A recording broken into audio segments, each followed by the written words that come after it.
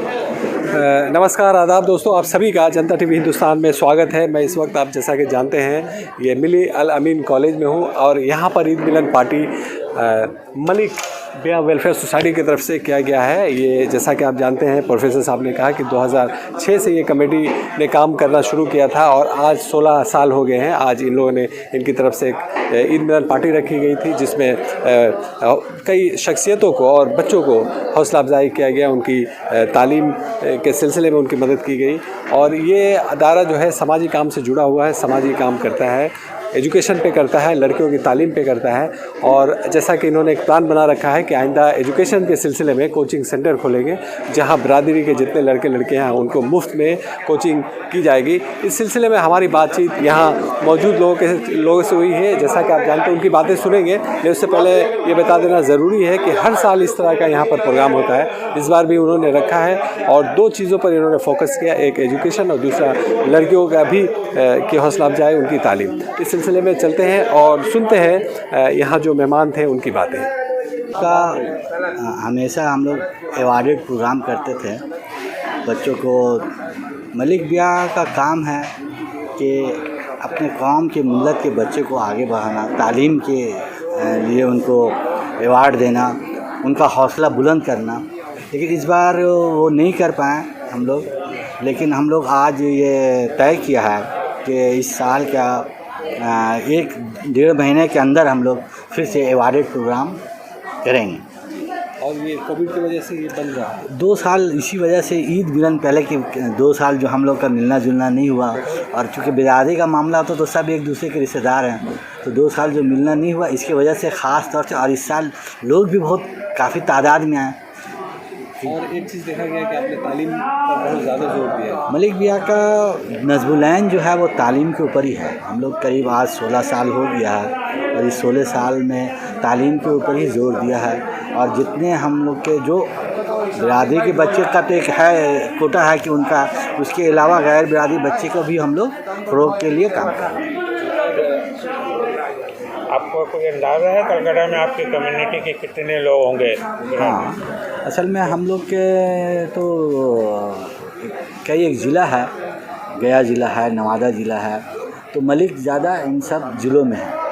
मेरा ख्याल से कम 2,500 से 3,000 फैमिली है जो हम लोग की बिरादरी की कलकत्ता में है। कलकत्ता में वो सभी जुड़े हुए हैं? सभी जुड़े हुए हैं माशाल्लाह, सब जुड़े हुए हैं और इससे सब लोग मुत्तफ़िक़ हैं। हमारे पहले के सरपंच सल्लू चौधरी बेचारे पहले वो कमेटी चलाते थे, अभी उम्र हो गई है तो उनसे भी हमसे बात होती रहती है।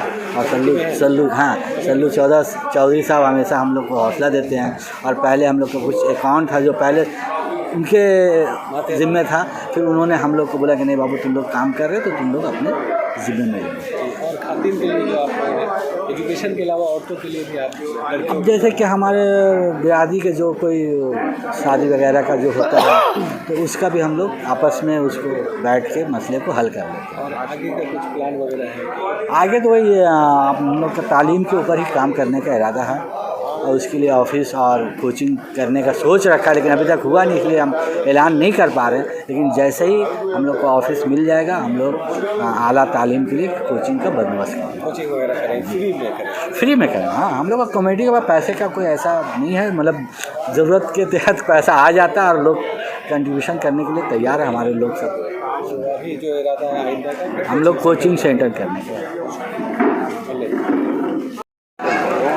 सोसाइटी की तरफ से जो आज ईद मिलन पार्टी हुआ आप लोग इसके बारे में थोड़ा सा सर बोलिए।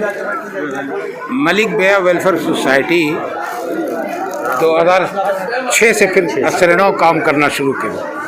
इससे कबल भी मलिक बिया वेलफेयर सोसाइटी थी और आप जानते होंगे कि वर्ल्ड फेम के मशहूर मारूफ सलाहुद्दीन चौधरी साहब उस वक्त बहुत ही सरगर्म थे।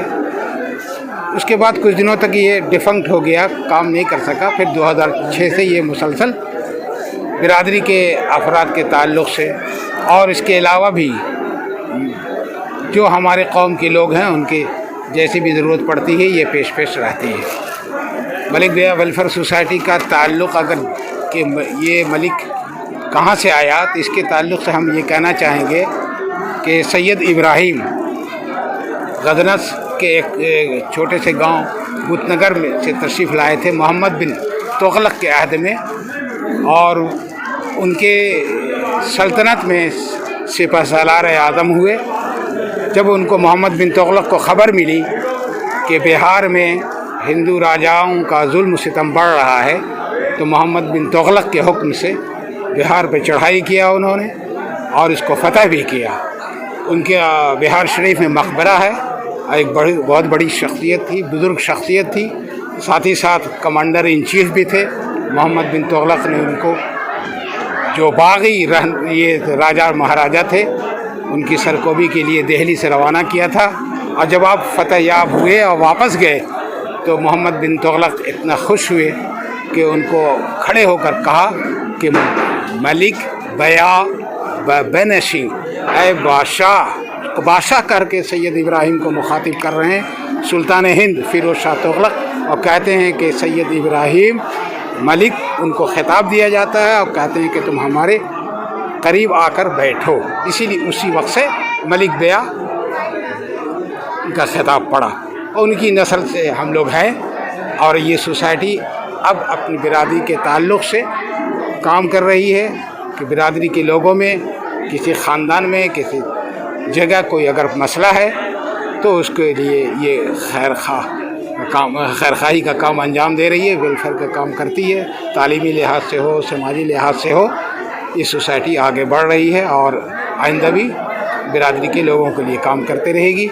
इसके सदर हैं कमरुद्दीन मलिक साहब, जो कॉटन गैलरी के मालिक हैं, और हमारे जनरल सेक्रेटरी हैं आफ्ताब आलम साहब, जो चार्टर्ड अकाउंटेंट है।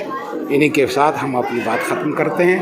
और सबसे मुरब्बी जो शख्सियत, आलिया होटल के मालिक जनाब जमाल अहमद जमाल साहब, जिनकी सरपरस्ती में हम लोग आगे बढ़ रहे हैं और आगे बढ़ते रहेंगे। अल्लाह ताला उनको हयात। अता साहब ये बताइए कि इन्होंने तो तफसील से बता दिया, तो ये मलिक बिया क्या किस शब्द मलिक बिया वेलफेयर सोसाइटी हर सेक्टर पे काम करती है। गरीब बच्चियों का शादी का अगर मसला आता है तो उस पर खड़ी रहती है। गरीब बच्चों के एजुकेशन का मामला आता है, वहाँ भी ये ताउन के लिए तैयार रहती है। गरीब बीमार है, माने बिरादरी की कोई भी माने जो डाउनफॉल तबका है, उनके साथ ये कांधे से कांधे मिला के खड़ी रहती है।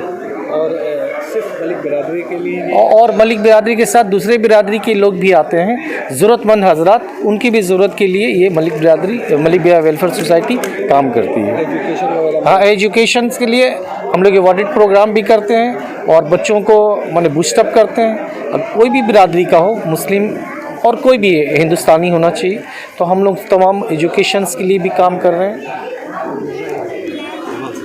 जैसा बताइए, आपके कांधे में बड़ी जिम्मेदारी आता है। हमारे साथ हमारे अकाउंटेंट हैं, हमारे प्रोफेसर तनवीर साहब ने कहा है कि मलिक बरादरी सिर्फ मलिक लोगों के लिए ही नहीं है, बल्कि तमाम ज़रूरतमंद लोगों के लिए हम उसके लिए आगे काम बढ़ेंगे।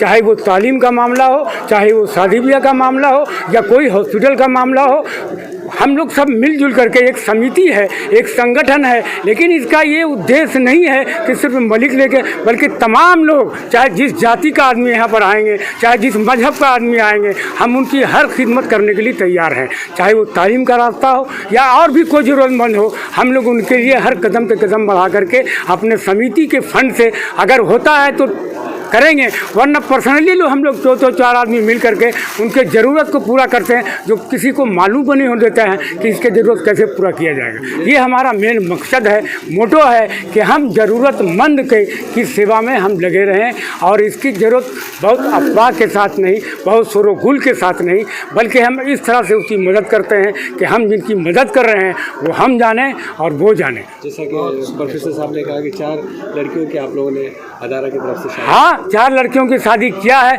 और अभी भी मेरे पास कई आए हैं जिनके लिए हम लोग तैयारियां कर रहे हैं। और जब तक मलिक बिया सोसाइटी का फाउंडर हम लोग रहेंगे, इंशाअल्लाह उसकी सेवा में उसकी ज़रूरतमंदों को हम पूरा करते रहेंगे। ये मेरा आपका है।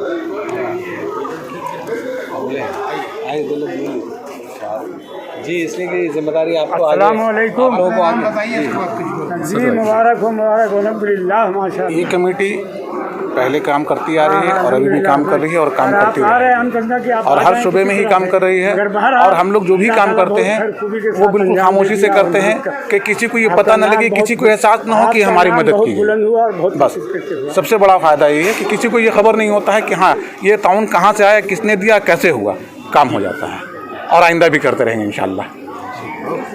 बहुत शुक्रिया हमारे साथ जुड़े रहने के लिए। दूसरे अपडेट के साथ मिलेंगे और धन्यवाद कहते हैं। मैं जावेद अख्तर और हमारे साथ कैमरामैन है दौलत अफसर साहब।